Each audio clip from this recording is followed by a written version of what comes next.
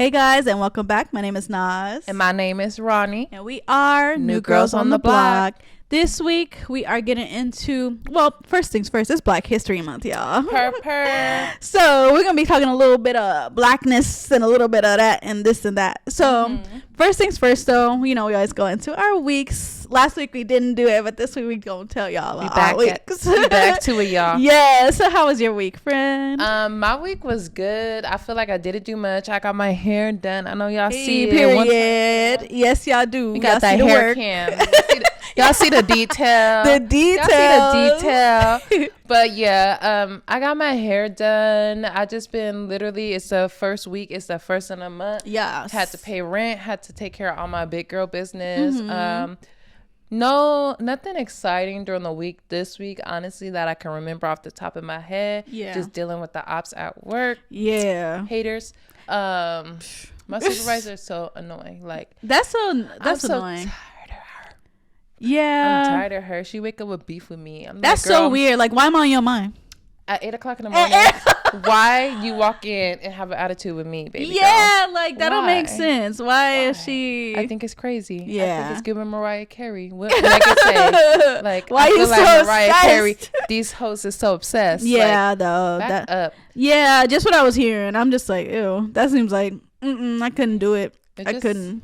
I'll end up saying something and then something will pop off. I hate when I work somewhere and a supervisor, I just feel like when you are not just when they're miserable at their job or are not happy in the circumstances of their life, and then they look around and see people who they feel like, okay, I'm the supervisor, I am over this, quote unquote, over this employee, and I'm not looking mad, I'm not stressed, I don't care about what you have going on, because this job that I do for a certain time in my day is not all encompassing of my life. Yeah. But you make it yours. It comes with a little bit of like, why are you walking around so happy? Why aren't you asking for my help? Yeah. Why are you not making me feel needed in my position that I hate? If I'm not needed, why am I doing this? Why is like, and that's for you to find out, not me. Yeah, because it's like, why are you making it a weird work environment? Especially like, everybody there to get a paycheck. First of all, it's no hierarchy. It's no, why are you feeling like the need to be praised? It just because you probably worked there longer, so you got this position as a supervisor. Like, I hate that. I hate when people are in positions when it's like, oh, they got a little bit of juice because they're a little bit higher. Now they just think that like better than somebody at just 4 because o'clock, of we are the same type of people. Yeah, we are human beings, both in LA. Like, when we walk out these gates, we are two of the same people. Yeah. When the police come up to us, when a new person that we don't know, they don't know your position, they don't know mine. Exactly. They just know our and character. Nobody cares. Yeah, nobody cares. Especially not a no freaking nonprofit, no shade. Yeah. But it's just like people let these titles get to their heads, and I need it to stop, because maybe if you weren't so wrapped up in the title that somebody else gave you, you would be focused on actually enriching your life and doing what you want to do, and that's exactly. But yeah, how was your week? My week was solid. Nothing too dramatic, nothing too crazy. It was raining. I tried to take it easy that day. I went up to like the Northridge area for my sister and just did some like work. Just little things. Nothing too major. I Valley chilled. girl. Yeah. I was a Valley girl for a day. Well, back in my day. When I was in college, I was a Valley girl. But yeah, I got to relive my Valley girl days. Period. But yeah, I didn't do too much. Just chill. Just did a little bit of work. Just was like brainstorming new ideas and stuff like that. Just, you know, living life. I gotta side note, I have a resource for you. I found a coding class that's for free, that's offered by Harvard. Ooh. And if you want to pay for the certification afterwards, so you could be able to put it on your resume, it's like almost $300. Yeah, but if you don't want easy. to do that, right? And if it teaches you Java, it teaches you like 2 different coding languages. Yeah, I'm gonna send it to you. Period, because your girl need to be tapping into that tech bag soon. Women in tech. Yes. Women in STEM. Right. But yeah, that's good. I am gonna look into that, because I do need to focus a lot more on that too, because I've been kind of like focusing on media and like, you know, producing stuff like that. But I do want to have a solid background of, you know, the tech scene, stuff like that, just so I can get that bag, because a lot of people getting it. So I want to be one of them. For real, like when it comes to, I feel like engineering, coding, really anything in tech right now, not only is it a lot of jobs, but they're investing in people actually learning, because it's like the future. So they're trying to get people to buy in and like be a part, whether it comes from tech or a lot of jobs with cybersecurity. I know y'all be seeing it on TikTok. And they get, for real, and they get that bag. I'm like, wait, cybersecurity, or even people building electric cars, especially in Cali, because like if y'all don't live in California, is an initiative by 2035. Everybody have to do the electric cars. You know, I heard of it. Yeah, but I didn't know it was the year exactly. But that's coming up. Let's see if they could actually pull it off. But they're trying to get more people to like go into that workforce, so they can start to turn it around. But women in STEM, Black History Month, y'all. Black women in STEM, for real. Harvard coding class. We ain't gonna gatekeep. We gonna add it. I might as well add it to free the game. Yeah, for real. We'll leave the to link the in the bio. Descriptions. But yeah, overall, that was my week. Chilled. Got some work done. Living life. Simple as that. But yeah, our topic today, I guess it could be a little bit controversial. We always kind of shaking the table, and I'm ready. Yeah, we always kind of dabbling into like a little bit of controversial things that people are not really talking about, but we're gonna talk about it. So this week we're gonna be talking about just Black people as a whole, in a way, and leaving that struggle mentality behind. I feel like a lot of people are changing and shifting and knowing, you know, their worth as Black people, and knowing that they could get to it if they do it, pretty much. But a lot of people are still holding on to that mindset of, oh, they don't do nothing for us, and nothing's ever gonna change for us as Black people, and nothing, like, it's never gonna be this, it's never gonna be that. Instead of, I'm gonna make the change and I'm gonna improve my life, because even though I'm like not given the same opportunities, I'm gonna look for the opportunities that I am given and reach higher levels and goals in life. So yeah, we're gonna be talking about that type of like struggle mentality, and how a lot of people don't realize that they could change their mindset to get out of it. So how do you feel, first of all?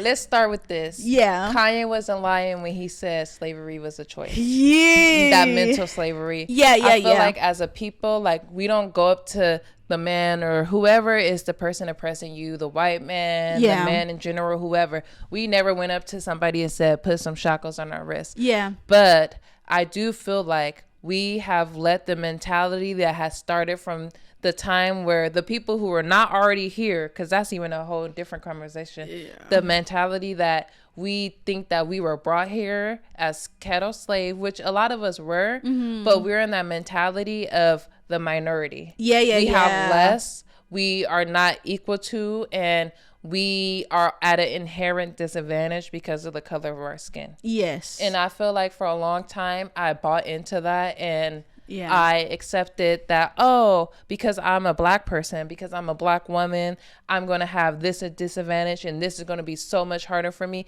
And I acknowledge that shit is hard, especially in a country where it's designed to benefit a certain group of people. Yes. Like, let's keep it a buck. Our systems, whether it be our banking systems, our political systems, our medical system, they set up for white people to like thrive. Like, when you go to the doctor's office and you look at the figure on the wall that shows the body, it's a white person. Always. Everything is measured based on, and then slim too. It's like the skinniest white person. Right. Like, that's the standard. But I feel like as Black people in America, once we have, like, it's 2024, we have came to the understanding that this country has racist systems. Yeah. We have a lot of things stacked up against us. Once we recognize that, where do we go from there? Yeah. Like, are we going to continue to be like, oh, I'm the minority, I can't do this because I got dealt this hand?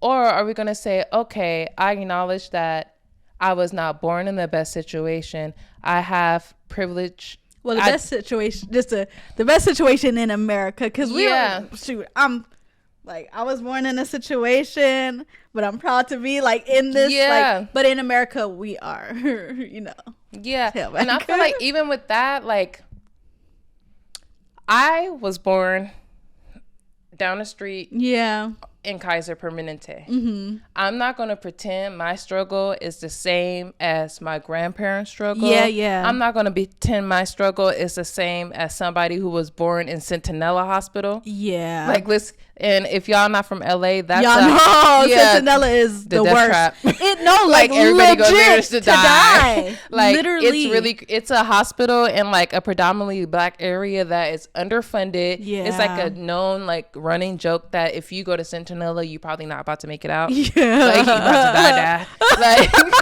Like, not to be like that, but you know, for real. Yeah, y'all it is not the fault of the workers. Like, they literally have no funding and all kind of stuff. Yeah. But nah, I'm gonna say it's the workers be crazy up in there. Angry and disrespectful and don't care, because I had situations. That place is hell. Yeah, on earth, like, for real. But yeah, I feel like Centinela. Yeah, but I just feel like I can't continue to live as if I don't have certain privileges in life, and as if I don't have the opportunity to change where I was born in. I think that there's classism, but I don't think that in 2024 I don't have the ability to not only change my mindset, but change my environment and change my circumstances. Yes. Because I want to change my circumstances. Exactly. What do you think? I feel the same way. I feel like I wasn't born in a, like, we were like broke, but I still had a mom. I had my dad. I had like a family dynamic, and I feel like that's something that kind of helped me grow up to be the person I am today, and like just the core values that they put into me. But I do feel like we have so much resources, because that's one thing, but I still struggled. I still had like experiences growing up that wasn't so great, but you could still find a way to get out of those situations and find a way to like make the best of, you know, what you got, and then evolve into a better situation for yourself. Because literally it's people like Kendrick Lamar grew up in Compton and came up, and now this man is a millionaire who put out music to influence and help inspire others. So it's like somebody like that, you can't just say that, oh, just because I'm in Compton I can't do nothing, because it's so many other people who have and got out of circumstances that they were in, that it's like, okay, if you see something like that, you can't say that you can't. It's impossible. Nothing's like, impossible. Yeah, so I just feel like a lot of people need to realize their kind of own self-worth. I think that's the first step, is realizing your self-worth, and that you are worthy of leveling up out of your situation of whatever you're in, and having that mindset and that trust in yourself and trust in God or whoever you believe in, that you can keep pushing as long as you're doing the work to get out of your situation.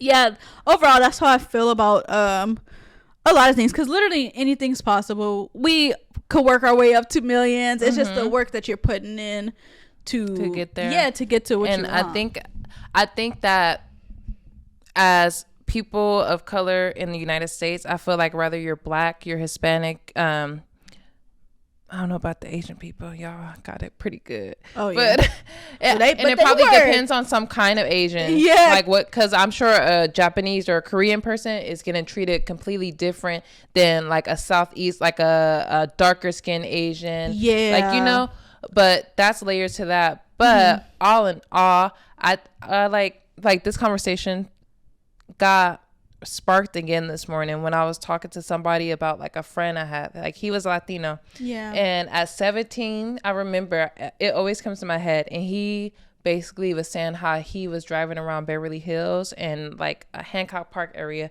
which is like down the street from us. And he basically was like, yeah, it was kind of depressing, because I rode around the neighborhoods and I looked at all the houses, and I seen houses that I knew I would never be able to have.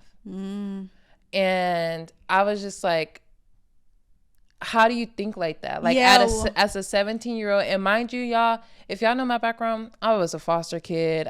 It was a lot of things I dealt with, but there was nothing like in me that was inherently thinking like that. Yeah, like that I couldn't. Yeah, I would never be able to get anything. And when I look at those houses and the fact that Hancock Park is walking distance for the most of my life, I look at those houses and say, wow, what do I have to do to get there? Yeah. Those houses are so close. It must be possible for me to get there. Now that I could imagine myself in that home, in that kitchen, I could picture my kids in that yard. What are the steps that I need to take to get there? Exactly.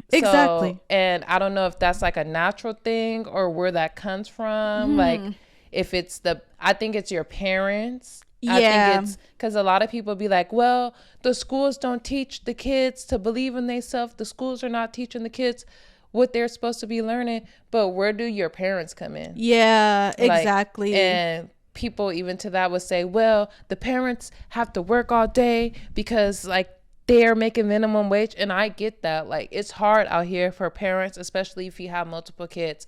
But is it not your responsibility as a parent when you decide to bring a kid in this earth to say, oh, I have to set aside intentional time to make sure this kid is well-rounded, to make sure this kid believes in themselves, to make sure this kid has confidence because the world around them is already going to tell them that they're a minority, that they're black, that they're women, that because they have these labels associated with them, there's a whole bunch of stuff that sucks that comes with these labels. Yeah. Like, why can't you be a black girl that constantly was told that, oh, you're beautiful. Yeah. Your skin is popping. Your hair texture is popping. Like, you're going to be able to do whatever you want in this world instead of taking on the mentality that, oh, you have to tell your kids that they're never going to be as good as their whiter counterparts and they're going to have to work 3 times harder. And those things are true. You are going to have to work very hard as a Black American to like have an even playing field.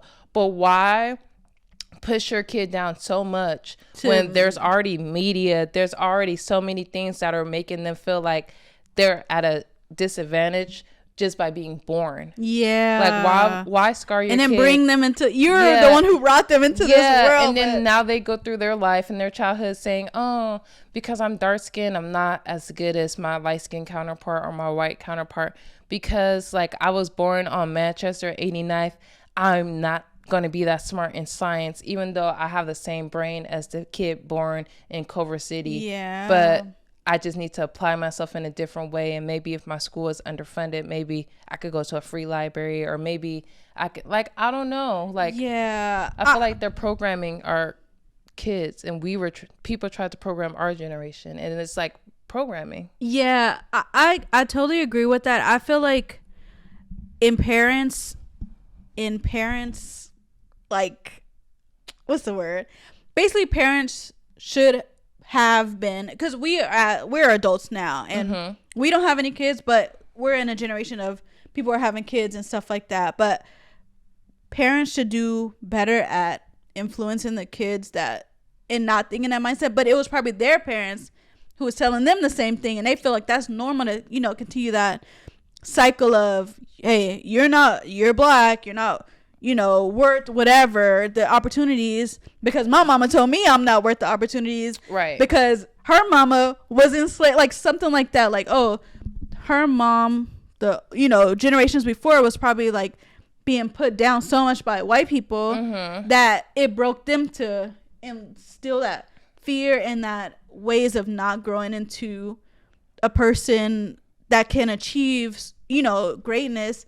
Because their mom did it, and then now your mom's doing it to you. Now you feel like you can't do that, achieve more than, oh, I'm just gonna be stuck in this minimum wage and then complain that minimum wage need to be so much more, but not getting to the point of I feel like that's another thing too, is people get caught up in like certain positions or jobs and then realize like, okay, this is not is minimum wage, it's not giving me the money to do whatever and all this stuff. But how are you improving that? Are you just gonna be stuck in the minimum wage, or are you looking at raising your pay and raising and literally jobs are terrible and the workforce is terrible, but it's ways to make money in this world. And we even have it we even have it on our phones, like ways to, if you work hard enough, it's gonna come to you to make money on your simply as on your phone. And I think that even like with the work hard enough, I don't even think that people have to work as hard anymore. As they use, I feel like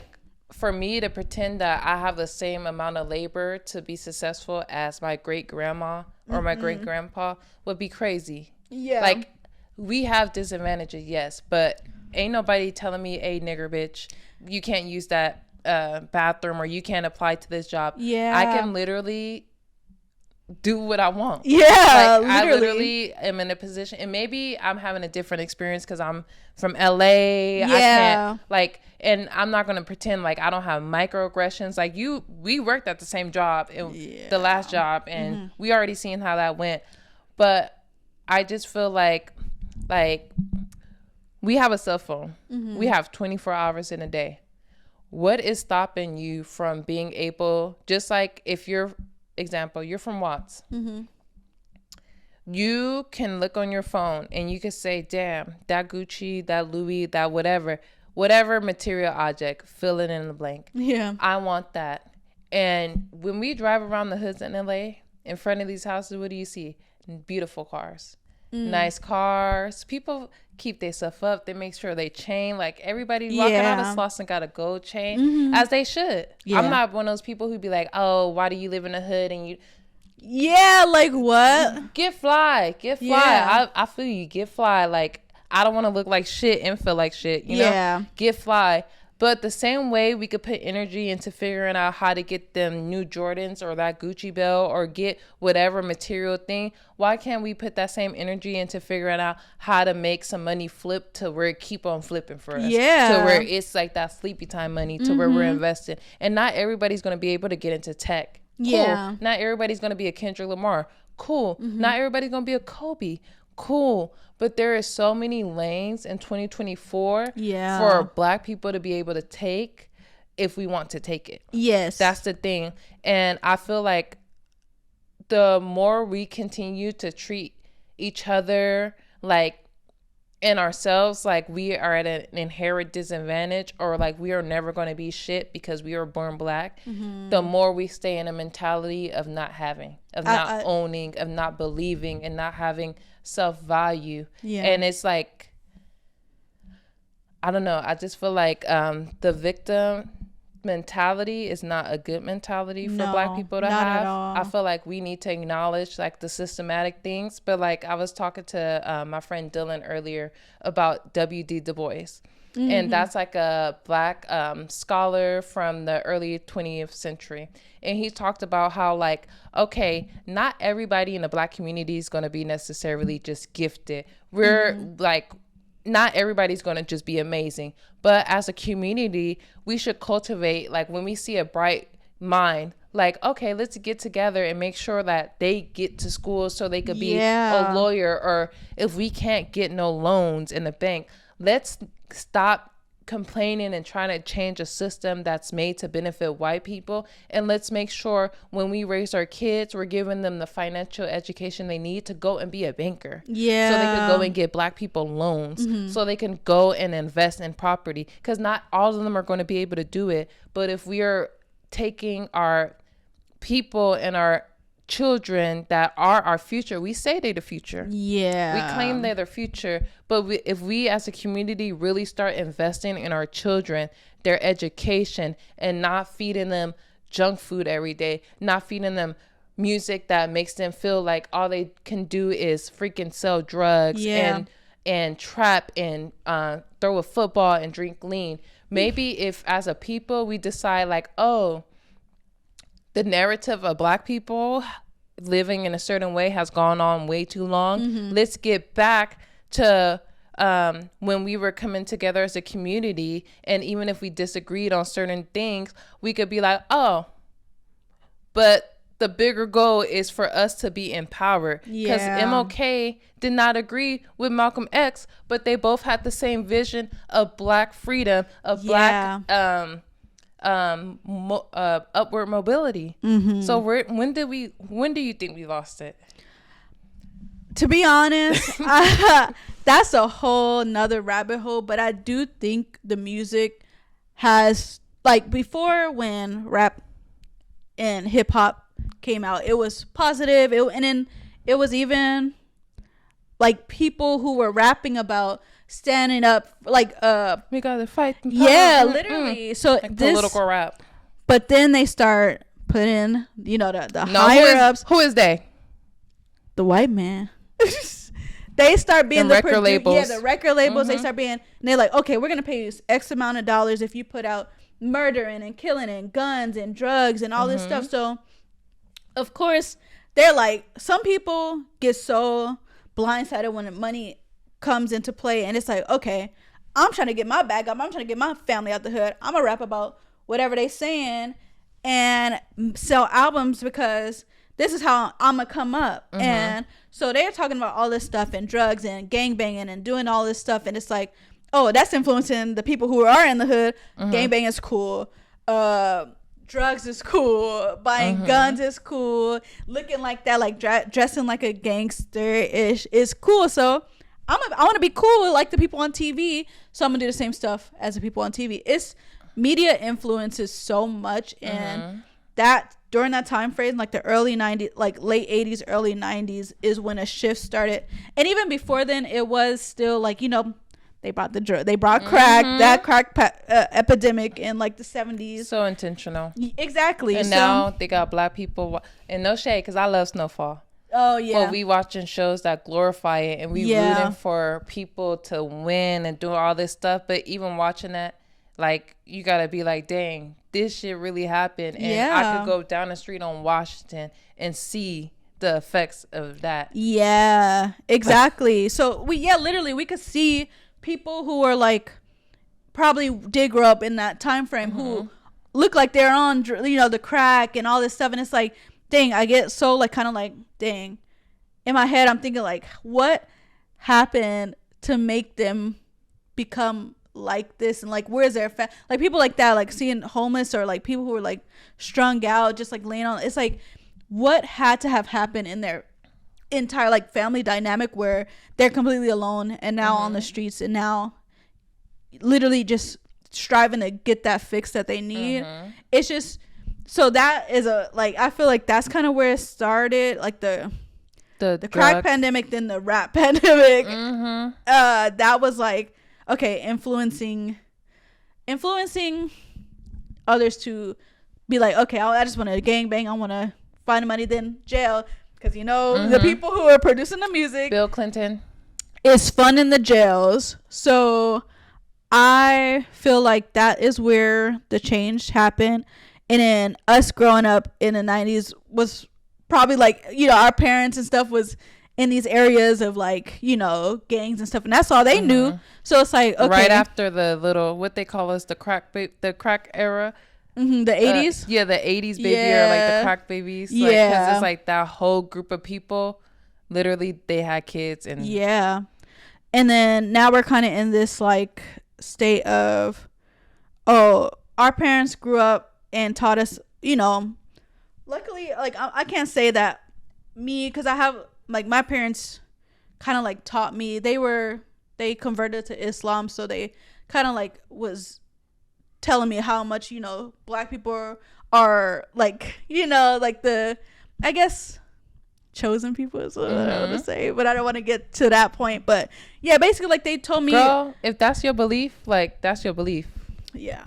So basically they taught me my self-worth as a black person, and how all black people should be respected and like looked at as kings and queens in a way. Like, we are all from, you know, a time or a place where riches and stuff like that, but they tried to like take that away and like literally brainwash us to believe that we are lesser when we are the original people of this earth. Like, literal facts, like the first human being was found in Africa. So stuff like that, I feel like I was blessed to have that type of like dynamic where my parents, I was raised to have self-love and like to realize like I am, you know, a beautiful black woman. Well, I wasn't a woman, but you know, as a kid, and like love black people and not be colorist and like stuff like that. Like, I feel like that was a benefit, but I feel like overall, like, a lot of people didn't have that, and especially like just growing up black in LA. My parents made sure I went to all like black schools and stuff, but seeing that kind of, I guess, change, and because I went to charter schools all up until like elementary until I moved to Arizona for a year, and that was like a big shift of like I didn't see barely anybody that looked like me, and then I came back here and went to start going to public school, and that's when I start getting into like, okay, like kids where it was like you start seeing colorists, you start seeing like people wanting to fight or gang banging and stuff, because I didn't see stuff like that, but it's like, and it's crazy that you still went to school your whole life with black people, but the moment you start going with a different type of group of black people, your experience and your perspective probably changed drastically. It definitely did. I feel like that was when I was like, and I was getting older. It was like I was going into middle school, so I feel like that was a change as well, because middle school you're kind of like trying to be popular, trying to be cool, and then the people who was trying to be cool was like trying to hang out with the gangbangers, and it's like all of this type of dynamic of oh yeah, this is with the hood, because I went to school in Inglewood, and that's like, I feel like the real Inglewood was super hood.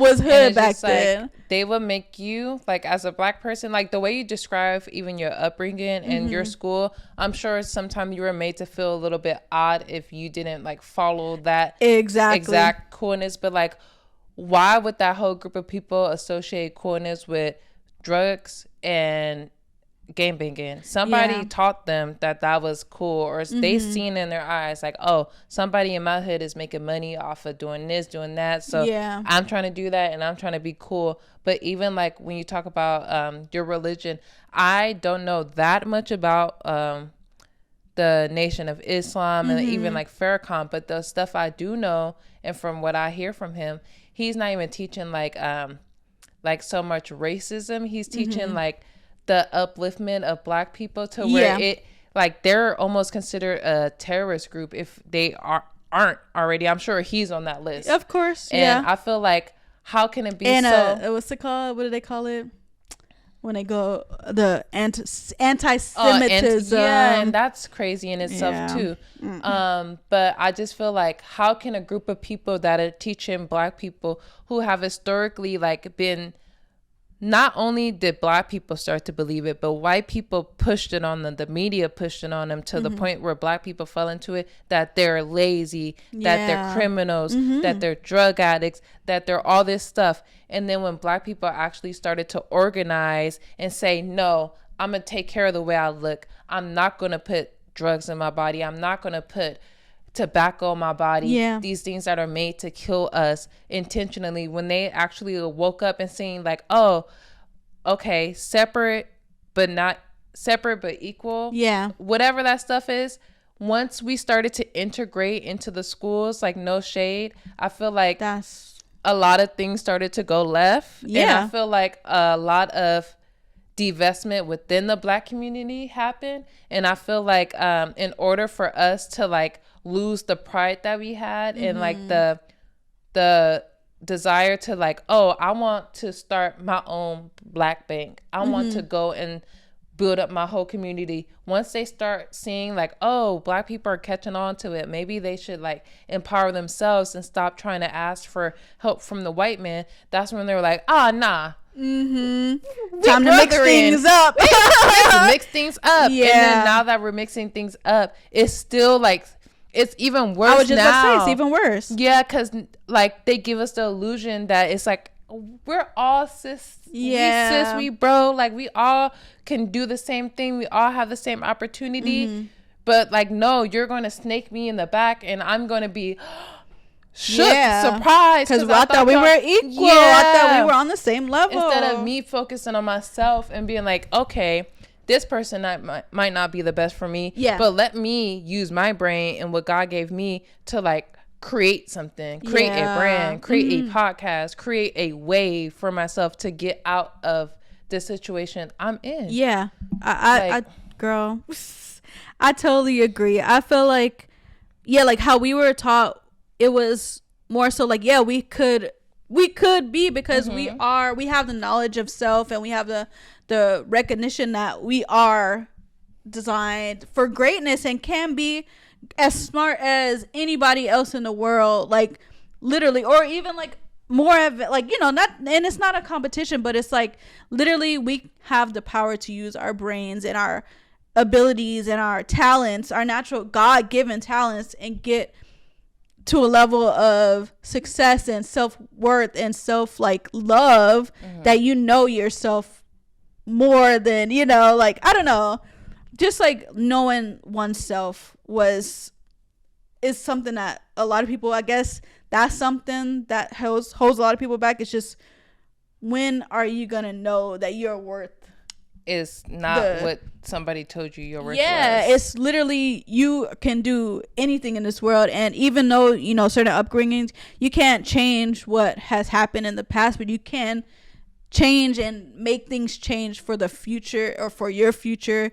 And literally, we're not saying like, oh, you got to get to that bag, you got to get to the like, it's like pull yourself up by the bootstraps and stop acknowledging that you're Black and American. Like, no, we're not saying that. It's literally just getting out of the mindset that you can't. Because go ahead. I was just gonna say, because that's what really kind of holds most of us back. Is like, dang, I don't think I could do that because I don't have the backing, or if I go up there, they not gonna like me because I'm Black, or they not gonna give me the same opportunities because I'm Black, so I'm not even gonna try. When, why not try and then see if that is the case, you learn from it and find somewhere else where it could take. Or go and build up your own shit. Literally, like go and do it yourself. And it's like, I feel like in 2024 we make it seem like it is hard. It's hard to go out and get capital for things, but it's really not. Yeah, we do not face the same barriers that our ancestors, that our great grandparents, that even our parents face. We do not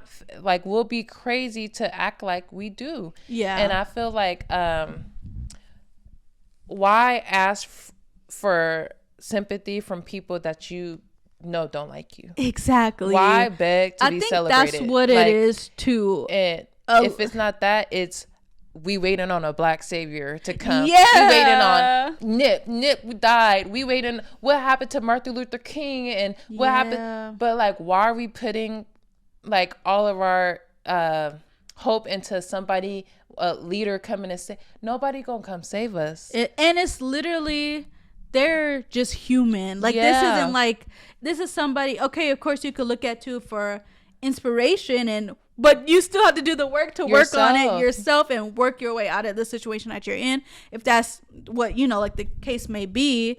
And like I was saying before, it's not always about like, you know, just like money. It's literally about a mindset. And you could even be like trying to work on better loving yourself, but still trying to say like, oh, it's, or I look like this, so nobody's ever gonna love me. I'm like this, or nobody's ever gonna, because I'm Black, or because I'm like darker skin, or it's because I'm this and that.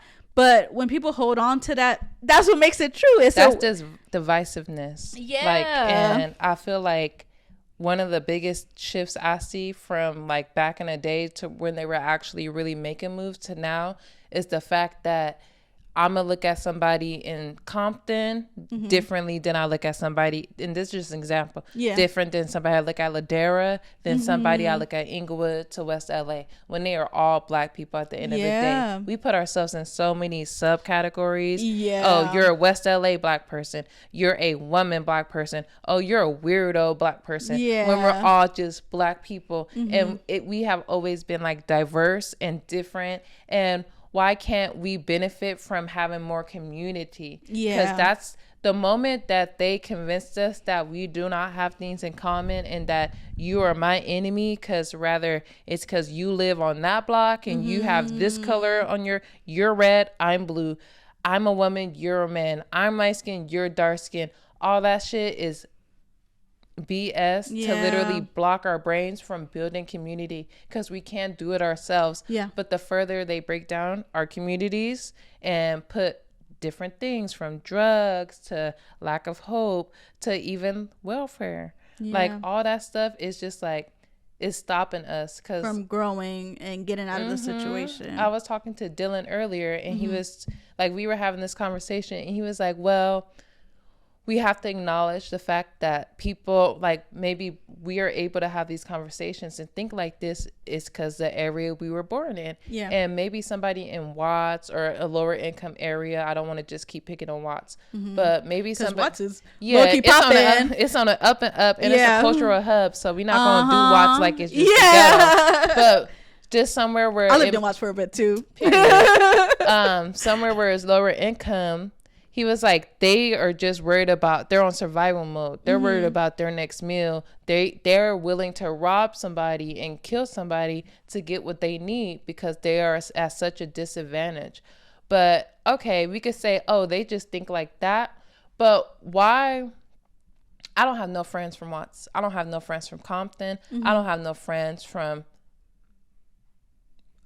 probably south of Manchester or south of a certain area, and I feel like that's an excuse. Like, people be like, oh, the people in the hood, they're never going to be able to catch on. And multiple people have said, oh, you think like that because you went to college, or but I was thinking like that before I went to college. And so are we just going to give up on that whole group of Black people and say, well, they're just in the hood, so they're never going to get it, they're never going to come together as a community, we're never just going to be able to get free because there's so many Black people who are not going to agree with each other?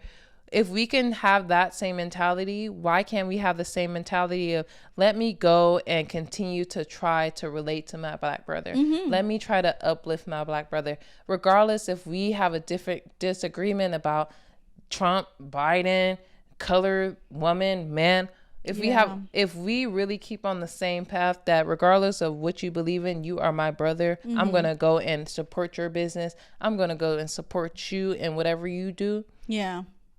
Isn't that how you build community? Yeah, literally. That's literally how you build community, how you build brands, how you keep circulating the dollar. Because that's something that I feel like even me personally need to work on, is supporting true, like, my community and Black businesses in a whole. Because if that's the case, like, say if we go to Watts one day and see that it's somebody who owns a business out there, a Black person, it's like, okay, I want to support that. I'll go and, spend my dollar there, and then network, even talk to them, because we write off, like how you said, we write off places like that, like, oh, Watts, I'm not gonna go because it's sketch, or I'm not gonna do this because it's this. Quick. Yeah.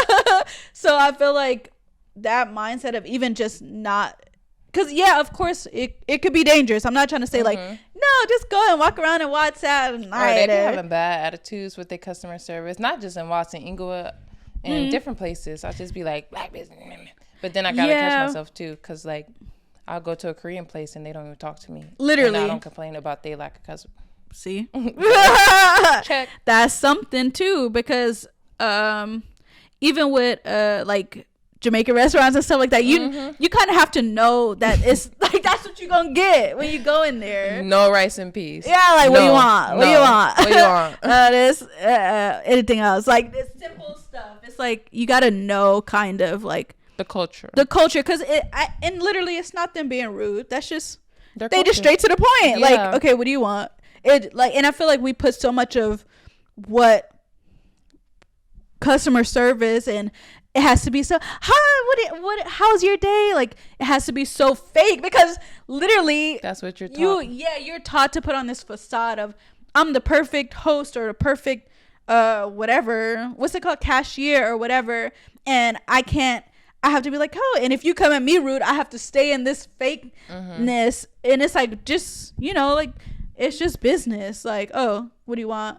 This, okay, here. And it's like, okay, I got my food, it don't matter, and the food's good, and they not gonna like be like talking mess or nothing. It's not like they were completely rude in a way where it's like disrespectful. So I kind of have to look at it like that, like, okay, some people may be doing it on purpose, where it's like, ooh, they might just be a hater or whatever, but you still, I feel like I don't want to start just writing things off just because of experience I had at this one or this one. It's like, okay, why not just try another one and see?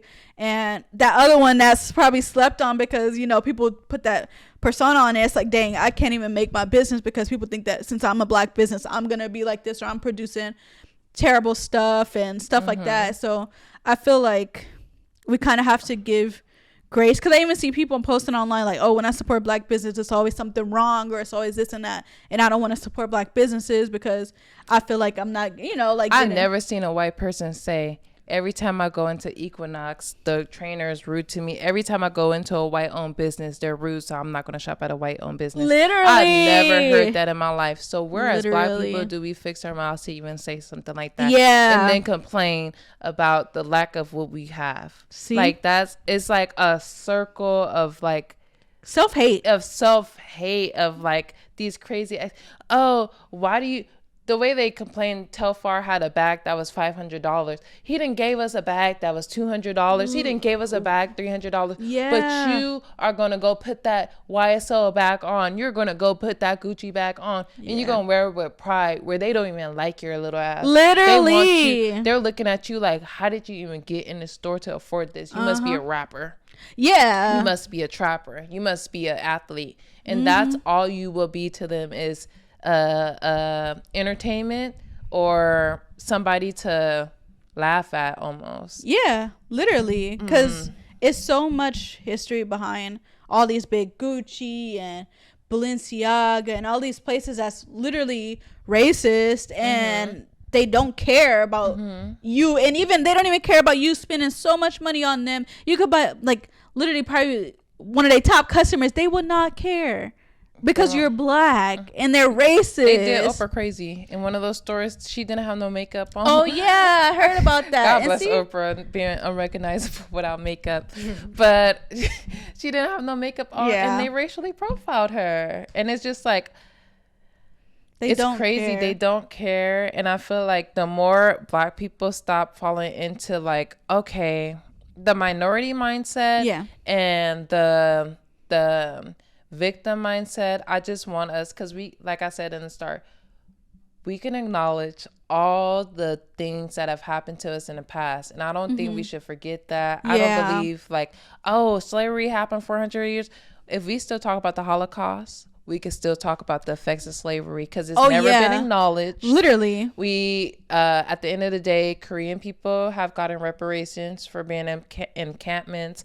Jewish people have gotten reparations from the Holocaust from America, where it didn't even happen. Yeah. Black people have not gotten reparations for building this nation and doing free labor that has boosted this country's economy. Exactly. One of the first economies in America was what? Cotton. Was what? Black cattle, which is black bodies. So we're not going to pretend we don't need to acknowledge our history. Yeah. But my question is, once we do all that, now what?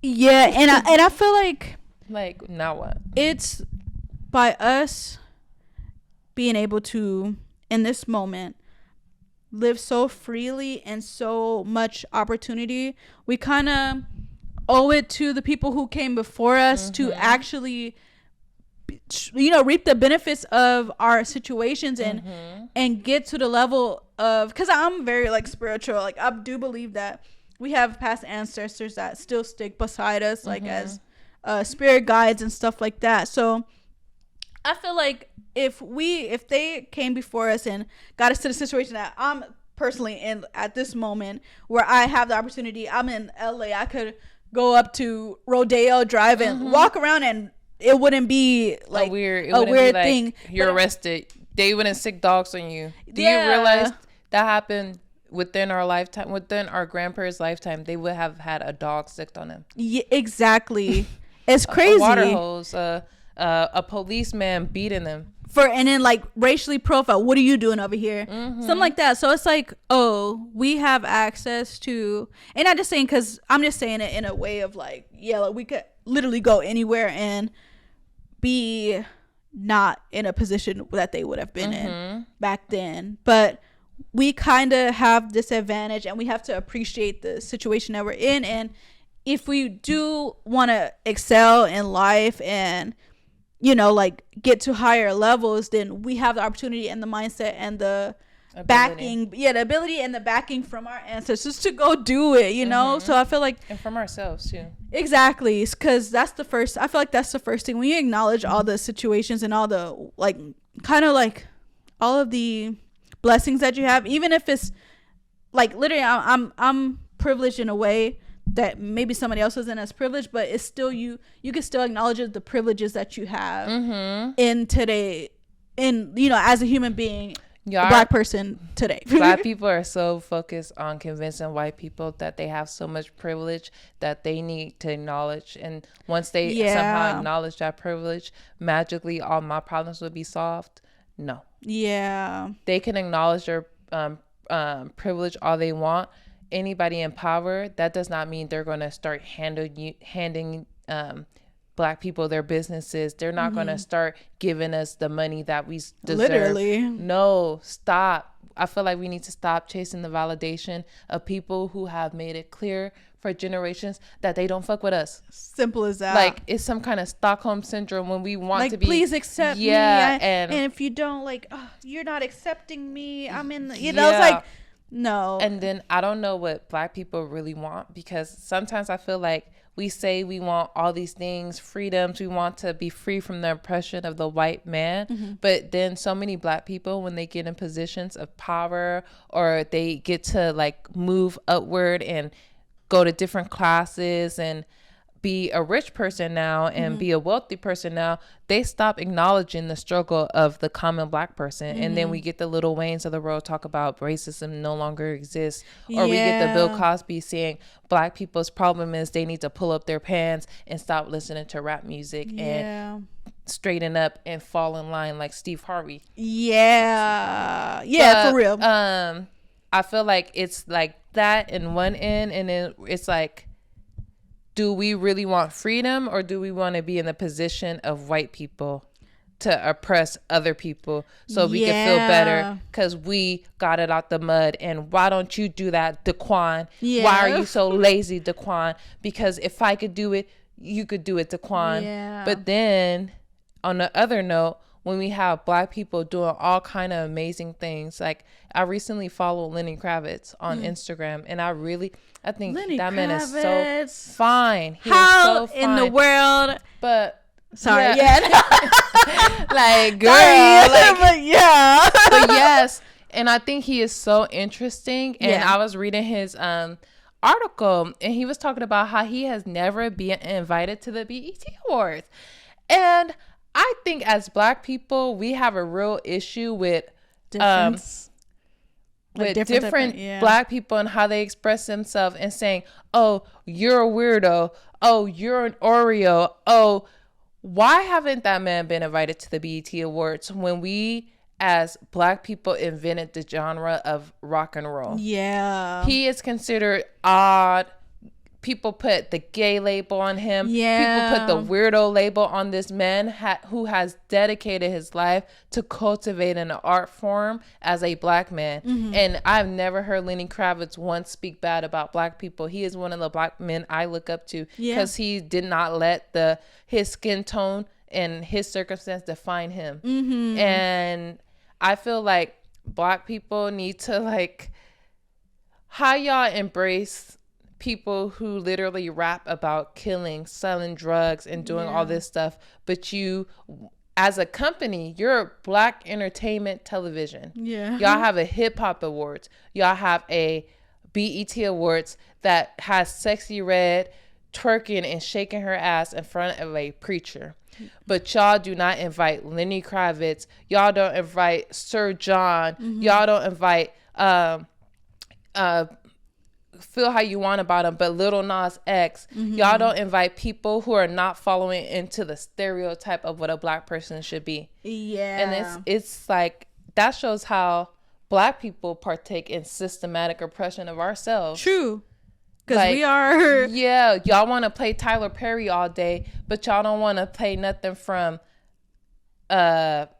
creative black voices that are on the up and coming, or even black people from the past. Like, I want to see some stuff about James Baldwin. I want to see some shit about Basquiat. I want to see some shit about Josephine Baker. Or even, what about Angela Davis, why don't she have a program? We had that whole Black Lives Matter thing. Why didn't BET or any of these major networks go and tap on anybody who is a black influential person like Angela Davis? Like, it's so many black influential politicians that have dedicated their whole life. But we went to, what's the guy from Grey's Anatomy, the light-skinned guy? Oh, yeah. I forget his name. And we said, that's our savior. Yeah. We went to the Sean King.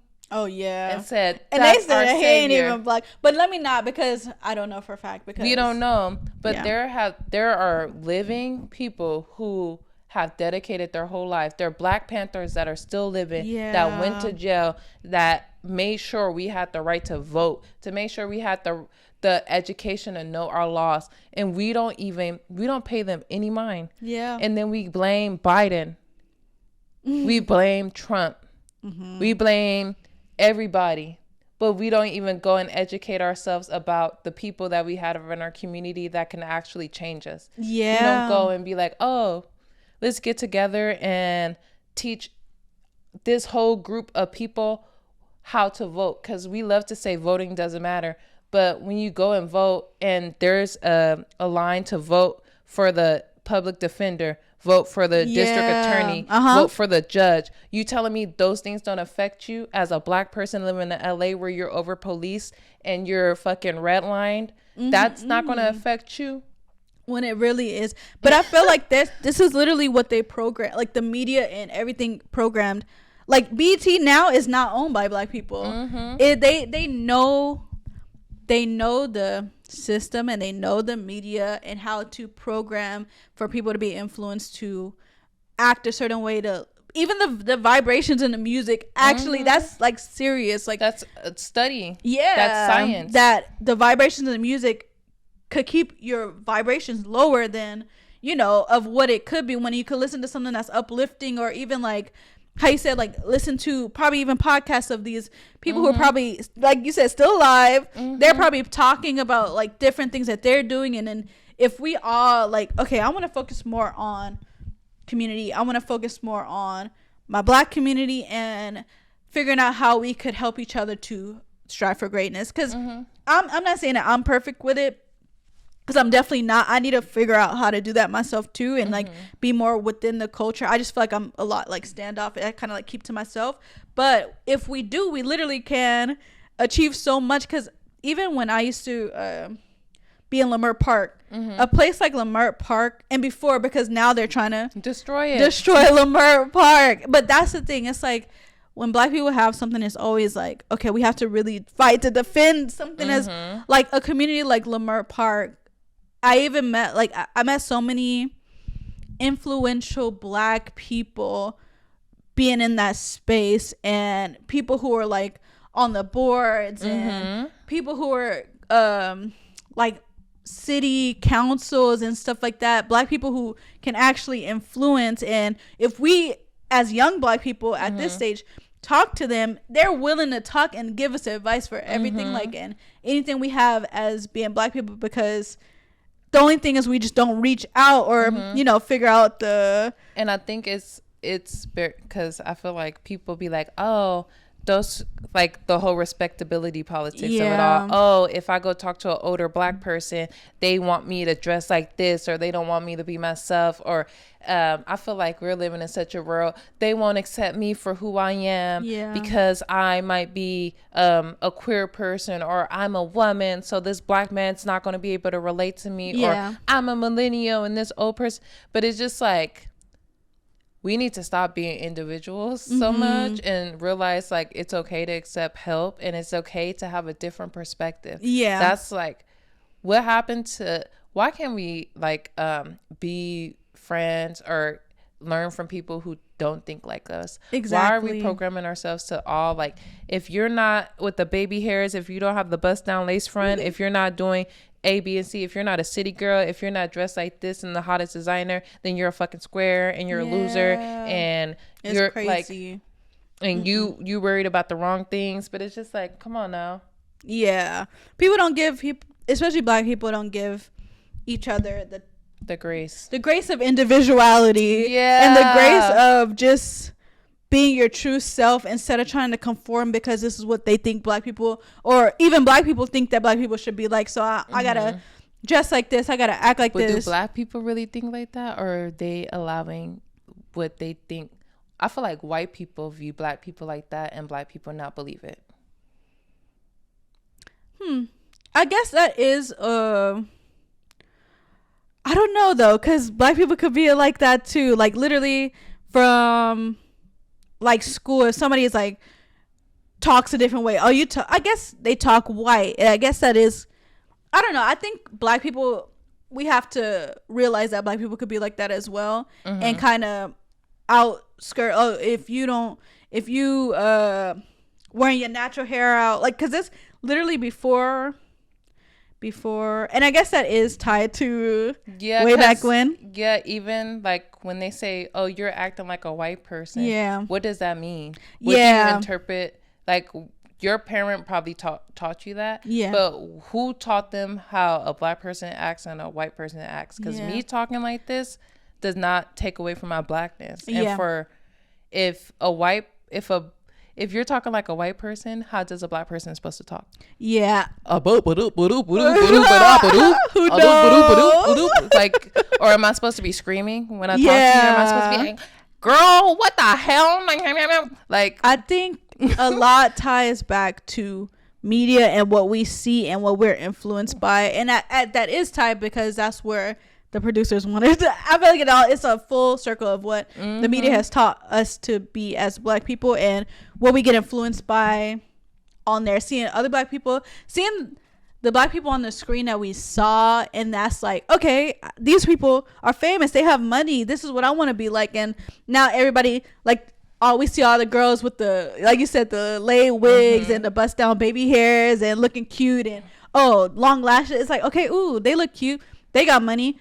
If I do that, I'm gonna look cute and I could potentially get, like, you know, rapper, and I could get this. I could get. Yeah, and if you don't do that, it's like, ooh, I don't want to hang. She gonna hold me back from getting the bag or whatever. What Erica Banks said, unless you got a BBL, you can't come to my section. See, something like as ignorant and crazy as that. Like, literally, is people like that, like, who would be like, oh no, she not cute enough to hang out with me. She got this, she got that. Like, what type of sense? Like, you're a person and you're saying this person is not fit for you because the way they look, and not even getting to know this person, not even getting to understand where they're coming from or who they are. Y'all could be the best of so much similar, and you just write it off because they don't have this or they don't have that. They look like this, they don't, you know. It's like you're projecting onto them. Yeah, you're projecting your lifestyle, your experience, and your interpretation of what it is to be black. And like, why can't we all just like exist as black people and appreciate each other for who we are, and just be like, dang, that's a black rock star, that's a black scientist, that's a black football player, that's a black rapper, that's a black businessman, and we're all different, but we all feed into an ecosystem that creates community. That would be so perfect. Like, that would be the ideal. Like, everybody could be individuals, and it could be somebody who, like, it is the rappers, it is the doctors, it is the people who like football who want to play that, but we don't all have to fish for, okay, I see black people in basketball, football, and rap, I have to go to these three things, and I can't do anything else. That's the only way to make money as a black person, is either rapper or football player. Do that really even benefit black people? It to don't. Be a rapper, to be a football player, to be, because all that money goes to who owns the NFL?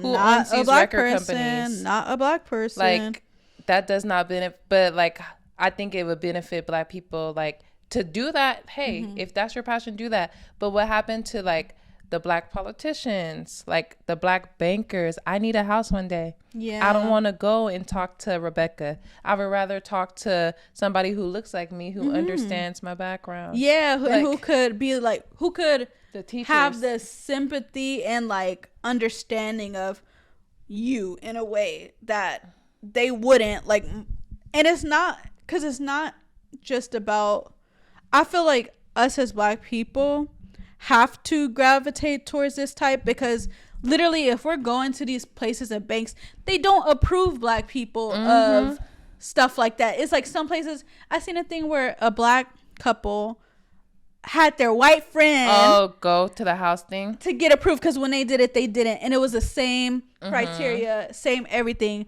but the white friend got approved. So, and that's some 1960. I feel like that's what our grandparents had to do, and it's just literally, and that's still going on today. So if we focus our energy into finding a collective of, and actually going to these black, because literally my sister is going through, because she's trying to get a mortgage, and she's going through a black person to a mortgage loan lady who's teaching her how to do all of this, because it's like, okay, she's a person who, and she's a person who we grew up, like, she was like a family friend.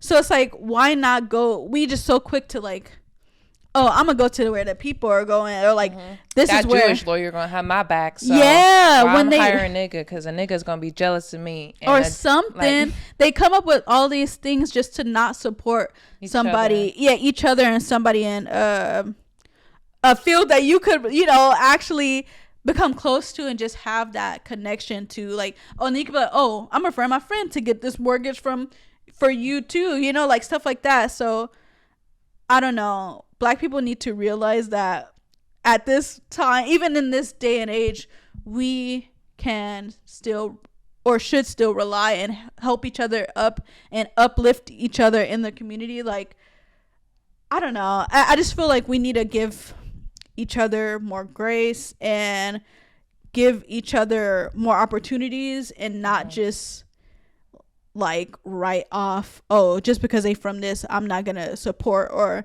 they done, like, they have their own business, but I don't think they're gonna be good because black business is not usually good, so I'm not gonna support, or stuff like that. I feel like we need to really look into our own type of why we're like, why we're projecting this type of, thing onto the world, and figure it out in a way. Break them cycles. Yeah. Believe in each other. Support each other. Bring community. And I know this is getting long, but I got one more question. It's like kind of a pivot. What you think about Black History Month, friend? Okay. Let's talk about it. So, like February 2nd on record. Yeah, it's Black History Month. Okay, I don't know. So, I'm on the fence with Black History Month, but I do feel like I feel like it brings stuff to light, like black businesses and black people, and we're seeing more support in those areas. But it should be support all year round.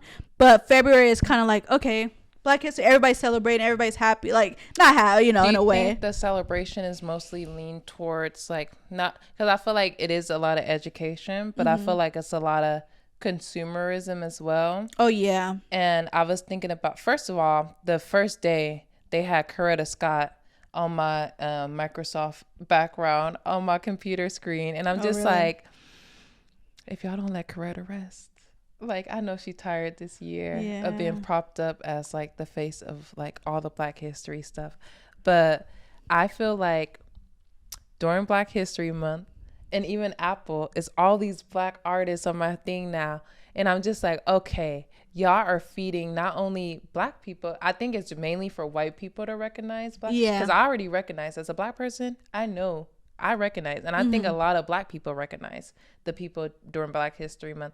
I think Black History Month is also for white people to learn in school, and to like be like, oh, black people are actually smart and talented after all.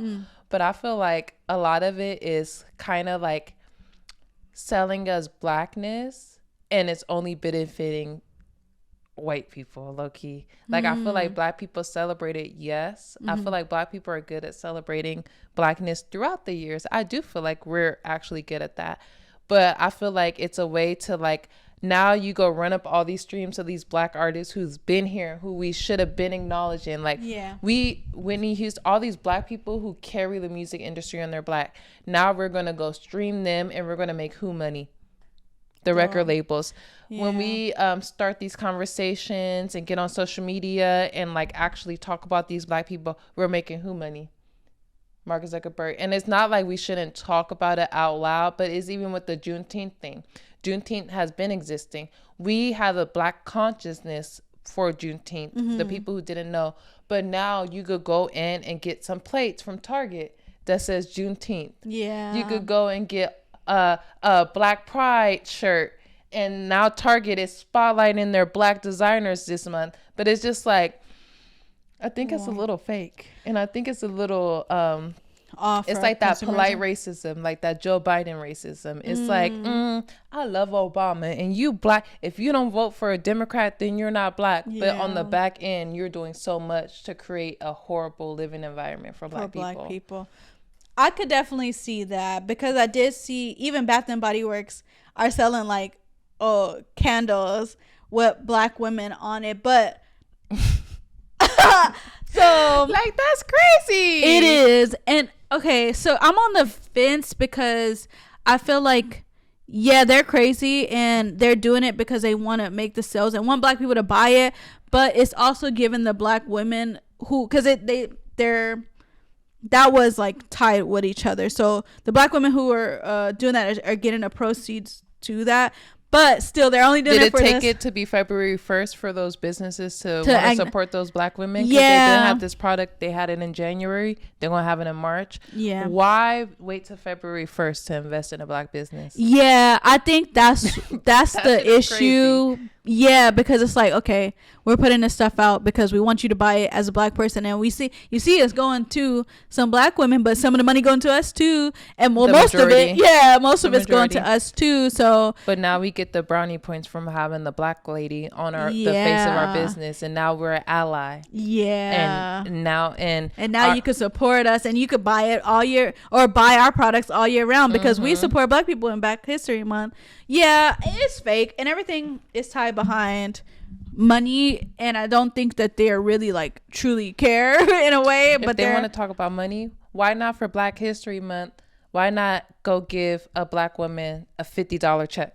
Not a $50, a $50,000 check. Yeah. Not just any Black woman. If you believe in her business right there, why have her or him or them, whoever, go sell in your store? Why not go empower them? Why not go and like actually do something that's going to change their circumstance? Or why not put on like, well, why not invest in like a community celebration where they actually teach Black kids how to vote?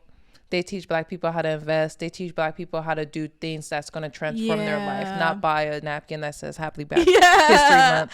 Yeah, I totally agree. But I don't want to say that, nothing is doing that, because it could be like, we don't know exactly all the businesses that's putting that stuff out there, if they are or are not supporting Black people in a way. Because I see, even with like Target, even though Target is they pander.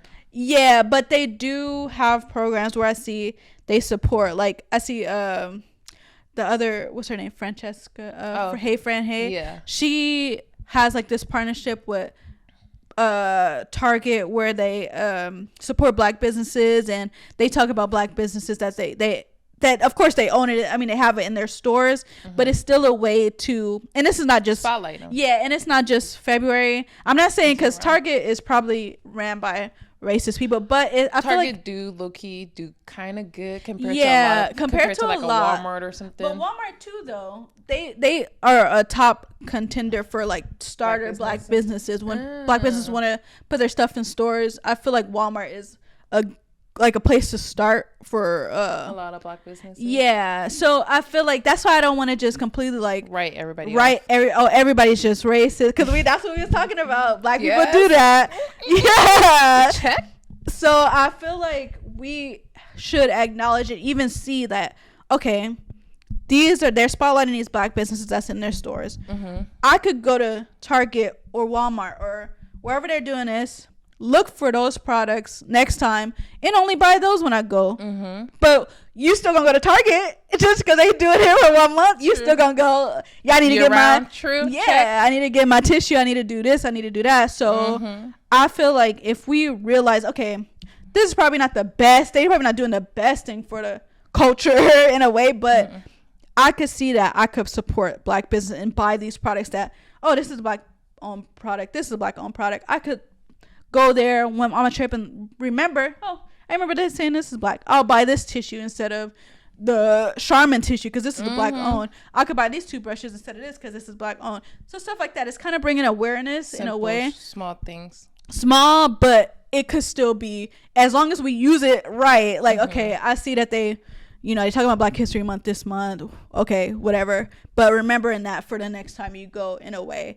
So I think in a way it could be put off as like, they not really doing that. Like, they don't do nothing for the culture. But we gotta do stuff for ourselves. Yeah, too. And do the kind of like, okay, this mindful is work. Mindful work, and realizing like, oh, maybe I could, when I do go, I'll support the Black businesses instead of anything else all year round, So that, and even like, I feel like some people are using it as like a tool to get just the Black market, the Black dollar again as usual. But I think we kind of have to give, I don't want to say grace, but more like, okay, this is awareness. And I could even see that, oh, this is a product that they're putting. Maybe they have their own website where I could buy and even directly from them. Yeah. And I feel like that's the thing. It's like, okay, once we acknowledge that there's a problem there, now what? Yeah. We just talked about how it's like, okay, they're pandering to Black people for that. But literally, okay, we figured that out. Now what? Okay, let's find out that Black designer, that Black artist, that Black business owner, and go directly to the source. That's just like one example. Yeah, so. It's ways to still recognize, because literally I'm not gonna lie, I don't be the person that's like all through the year, I need to do only Black businesses. I'm only buying Black. Assalamu alaikum, brother. Yeah, like I'm only about consciousness. I can't even front, because I'm going to the store and doing this stuff and just getting whatever. I'm not really like focused on like, oh, I have to be completely black. But this, and that's why I like Black History Month, because I feel like it could give me something that I don't think about normally, and I should, but it's giving me kind of like, okay, who can I support this month? Where can I go? What's the Black businesses? And like, I'm going to support this consciously, and hopefully it's, something that I could keep up and keep consciously supporting throughout the year. And I think that that's very important too, because like, you might not know this, but something that is free is like conversation and education and talking to people. And you are one of the people who really inspire me, like to like, I feel like you're a person, like you said, you might not be the best at it, but you shift my shopping habits. You really do. Like, you put me on to a lot of Black businesses, like even that face wash I have in there. Oh, like, yeah. You put me on to so many Black businesses, and you put me on to like little things you drop in. Like, I wasn't hanging out in Leimert Park as much before you start working there. Like, you tell me a lot about Black businesses and being mindful, and that shit is free. Like, that is so free, just the conversation we have. And I feel like just having you in my life, that has shifted a lot of the way how I think about Black businesses, supporting Black women businesses. Like, you tell me all the time, like, okay, if it's not a Black business, I kind of try to shop at like women owned businesses or think, and your mindfulness is influencing people around you. Like, I hope you know that. I do. And that's the thing, like literally like, stuff like that is like, wow, like I don't think about stuff like that, but other people have told me that, and it's like, wait, what? How am I? I'm just living, and I'm just like saying stuff. Like, but I don't think like, of it. When you are embodying the person or the people that you want to see, and you're like, oh, I'm not going to wait for Susan to give me something, but you're embodying, you're living what we want to see. And by you living that, you're influencing me. I'm influencing the next person. And that's how all this becomes a conscious shift. Like, because now I'm like, Dana, you need to shop here at this Black owned business. Or I'm telling my friend who's not even Black, oh, this is the benefits of like supporting. Like, if you're really an ally, like you say you're an ally, go spend your money and circulate that dollar so we can assist in the economy. We live in capitalism. We gotta unfortunately that's what we are in. It is what it is. So like, I just feel like it's things. People always say, oh, I don't have this resource, I don't have the money.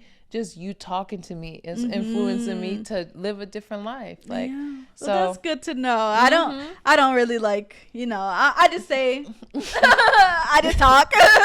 But I'm glad that it could be taken that way, because I'm literally, and that's the thing. I feel like when you don't talk to try to just convince, and you're just talking like your truth in a way, and like how you, when you're embodying what you believe. I feel like that's when it's the best way to communicate, and best way to, because I feel like that tactic of like, you know, we see it all the time, people, you only should shop at, but like the Dr. whole Umar, like that no, should be scary. Oh, are you not black if you this, or how are you white women do that? Yeah, how are you a black person, you don't even do this and that. That type of energy is gonna run people away, and it's off, like, like that's Caucasian behavior. Like, damn, yeah, I just want to get a silk press. Yeah, sorry. See, so stuff like that, I feel like that's never the right way to approach anything, to be an influential person in all, like, overall. So I think just having like these simple conversations of just, oh, this is, you know, like, that's how you truly inspire, because I wouldn't even say influence, because influence could be taken any kind of way, but inspire people to do better, or to even make changes that's like, okay, this is, you know, I'm trying to shift, or this is something that I never thought of before, and it's making me think more, and I'm gonna have that in the back of my head when I'm doing this, or A, B, and C and stuff like that. So I think that's a better way to kind of approach things, of just having like literally conversation, because I didn't know, you know, or like making no mind of like that silent influence. Yeah, I guess that's what it is. But I'm glad that I can, because that's how people grow. Like, imagine how we're influenced by our surroundings, by internet, by everything. So if we could just embody and look at the man in the mirror. Forgive me for whoever's ears are bleeding now. But if we could really just embody who we want to see in this world, I think that's like one of the most impactful ways to create change. Because when we look at Emma, or when we look at Coretta, it influences people like Jonathan Major to look for his black queen. No, for real though. True. Even like, what's his, I don't know, I was thinking of when you said that, was Sierra's husband. You know, he was Russell, what's his name? Russell Wilson, yeah. How he was dabbling with the white girls, got him a black queen, and now he changed his whole life. Something is, and she probably but not even to make it like that. We got if you're black, nothing for you. If you're white, there's something for you. Nah, no. Cut. For real. But yeah, I feel like overall, just to talk about like the whole thing of supporting black people, we just have to be more mindful of our shopping, and give people grace. Even if the service was bad, maybe they were having a bad day. They're probably a small business.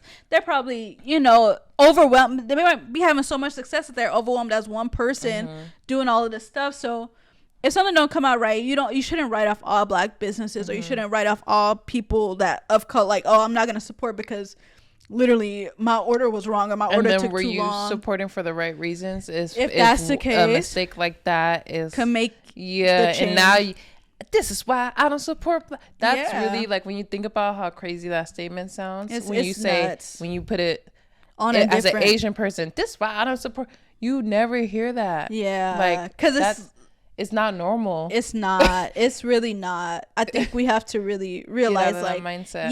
Because all we're doing is talking down, and people be putting that on TikTok, like, I don't support, because this is, and it's like, you're a black person talking down on black business and saying this is why you don't support black business. For all of want to open a black business, your damn and self. All of society, white, black, Asian, are seeing you talk down on your own. It's like, it's crazy. If they don't even like, I'm not gonna support. If the person that looks exactly like them, that the product is made for, if they have an issue, why would I go and invest in it? And it's just like, it be the people who project. It's like all projection. We're projecting our expectations because we want to get brownie points for shopping at a black business, and we want to feel like, oh, we're the revolutionary of the fucking year. Yeah. And then when somebody's having a bad day, we are so quick to tear them down. Let them look at you wrong. She got an attitude. She wasn't nice, so I'm not. When Rebecca is racially profiling you, as soon as you walk in the store, you go into the beauty supply, following you down the aisle, but I bet you be then the next day you need something. Yeah, and you keep going back, going back because it's convenient and it's easy and you sloppy. No, I'm just kidding. Nah, but I'm sorry. She ran, y'all. Because that be pissing me off. That do though. That's annoying. Like, don't. It's just hypocritical. And just be more open. Like, accept our Lenny Kravitzes. Because, like, jewels like that do not come around. And that's how we lose our history. Yes. Because how we then made it a white man thing to play a guitar and be a rock star when we invented the whole thing. And we get on the internet and say, Elvis not the king of rock and roll. He stole from this black man. But the black men who are actually still doing it, we don't even support them. Like, we say they're a weirdo, they wear tight pants, they're different. And it's just like, so we're all supposed to be the same as black people, even though we come in different shades. We're the most diverse different backgrounds. Yeah, there's a black person in France, niggas in Paris, niggas in Compton, niggas in England. Everywhere. But we're all supposed to be the same. That sounds a little racist to me. It do. And it sounds like we're trying to fit ourselves into this one way of being. Box that people set up for us. Yeah, like, how about we branch out and, like, be friends with somebody else like that, or get to know somebody else like that, instead of just, oh, they're weird because they dress like this, or they, because literally, the time's kind of going on, but I've had people who I went to school with who, from on, like, seeing, judging a book by its cover in a way, I was like, I would never, like, even hang out, like, that's their kind of, like, the type of, because it was somebody who was in my school who had, like, straight permed hair as a black. That would have been me. But as, like, a black skater with straight permed hair. And it's like, people, of course, are black, like, people I hung out with or whatever. Like, this boy, like, people would just talk mess. But I got to know him because he was a friend of my boyfriend's brother, and it's like he's super cool, chill, and it's like, then be the blackest motherfucker sometimes. No, like, for real, for real. Like, he about that. That's what I liked about Google Express. When we worked there, I feel like it was so many different variations of black people and just Hispanic people, of just everybody, and we was all chilling, having fun. Yeah, like, true. That was a pretty group of diverse group of people, but we made it chill, and it was chill, and it was cool getting to know a lot of these different type of people. But stuff like that, like, literally, it could be the coolest people, and just because you see in this person don't look or don't dress like you, or don't have the same type of. Look at Tyler. Who? The creator. Tyler, Frank, like, Lenny. Look at DMX. Look at Solange. Look at Beyonce. Like, Kanye, like, Steve Lacy. Yeah, like, we are just so fucking amazing with the variation, and I just feel like as people we need to cut that shit out, trying to put ourselves in boxes, because it do not fit. Yeah, like, we don't have to put ourselves in a box. Nope, like, we don't at all. So I would say that's the message of the day, is give black people grace, and give black people grace to be themselves and not fit in the box that you think that all black people should act like, or we all should be oppressed and we all don't have the opportunity to get out of the situations we are in, because with literally the phone, you could have a freaking Samsung, a freaking Galaxy 3 or whatever, any type of phone, and you still put out videos on TikTok and still blow up just for being a creator and having that faith in yourself and knowing your worth and putting yourself out there. Literally, you could be whatever you want to be. Outside of the label, who are you? Yeah. Like, outside of the name your parents gave you, outside of the religion you follow, outside of who other perceives you to be, who are you? Who are you? And I feel like that could wrap up our episode. This has been amazing. It has. Yes. It taught me a lot of things. I feel like it gave us new ways of thinking, and even new ways to, support black people this month and throughout the year. So overall, that has been our episode. Make sure y'all like, comment, subscribe. Let us know down in the comments who is your favorite Black person? Yeah. Or what are you doing to shift your reality as a Black person? As a Black person. Yes, because we love to hear some inspirational stories from y'all. Stories. Yeah. You know, from the hood of LA, bro. Shoot, I want to hear them too. From your heart. Period. So yeah, this has been New Girls on the Block. New Girls on the Block. Period. Bye.